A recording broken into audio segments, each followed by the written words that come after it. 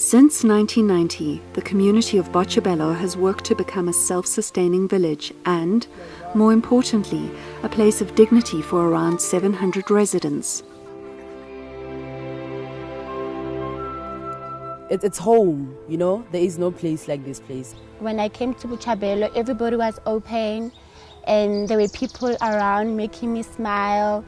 They treat us with respect and it's safe. Even if you're just walking here for just a day or half a day, you can feel it, you can feel the love. Using the traditional African village with its inherent Ubuntu values of cooperation and joint responsibility as a model, the community works together to break the cycle of poverty and bring hope, safety, education and job prospects for all residents.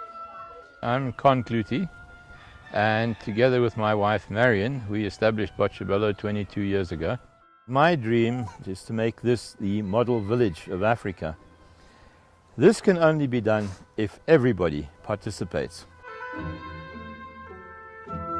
We have one or two local funders, but the largest amounts come from overseas.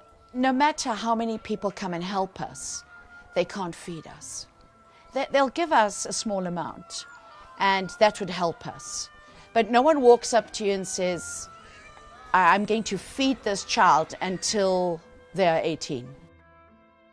Out in the rural areas, it's mostly single parents, which is mostly the mother. And we find that the mothers come to us for help to look after their kids because they can no longer feed them. A number of the children participating in the feeding scheme arrived suffering from severe malnutrition, or kwashiorkor. Basil Kransdorff is the force behind EPUP, a nutritious supplement that is fed to the children daily at tea time. 20, 30 years ago, in fact a decade ago, we'd eliminated kwashiorkor out of South Africa. And now it is so prevalent, just about every community we come across we're finding now kwashiorkor. When I first saw Tapelo, he was hardly mobile. And there was hardly any movement, the eyes were dead and dull. And as soon as he could, we started feeding him on EPUP. Within a matter of days, we saw the difference. You actually see it in the first couple of days. He also had the kwashiorkor. And today, if you have a look, whoopee!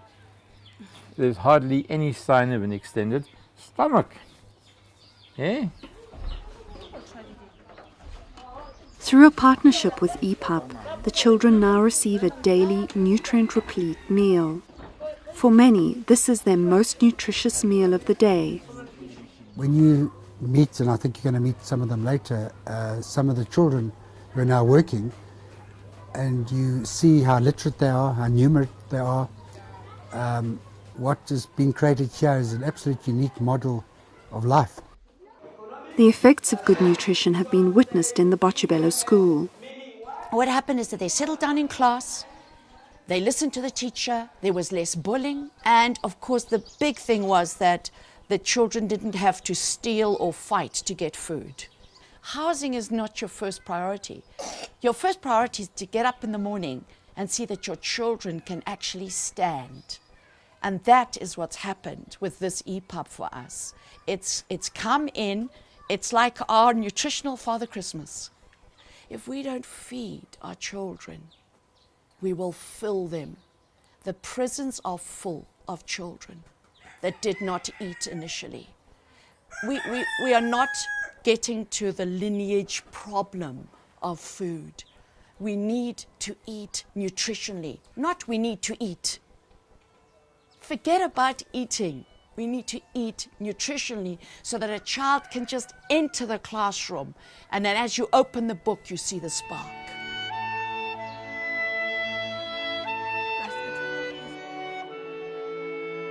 We need individual initiatives, we need corporate initiatives to help these guys. The 2010 FIFA World Cup brought increased tourism to Magaliesburg and the local Mount Grace Hotel. My name is Ashley Christie and I'm the Group Quality and Talent Development Manager for Extra Bold Hotel Management. With 2010 we were obviously very, very busy and we knew that we needed additional staff and where better to go than the local community. We always try and source staff from the area so that we are putting back into the community within the area. We've been working with Botshabelo sort of more on a social responsibility basis. We've had some of the kids here for the last 3 years and it's been amazing to watch. I'm Balesa. I work at the reception here at Mount Grace. I'm a receptionist. I did my interview and the front office team obviously loved me because they said, when would you like to start? And I was like, anytime. And I went in front and I was like, I want to do reception. I was given tasks and responsibilities to do beyond what I had expected to do when I got to reception. And for me, it just has been great.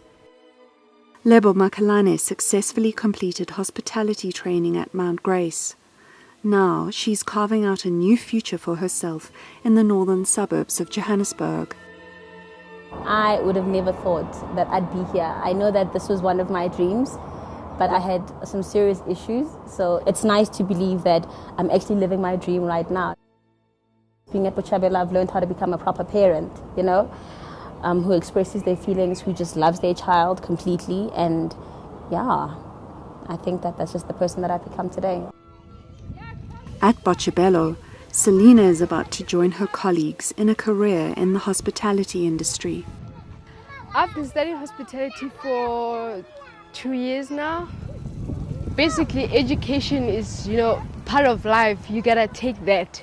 And then nutrition, because if you don't have nutrition, you can't focus in education.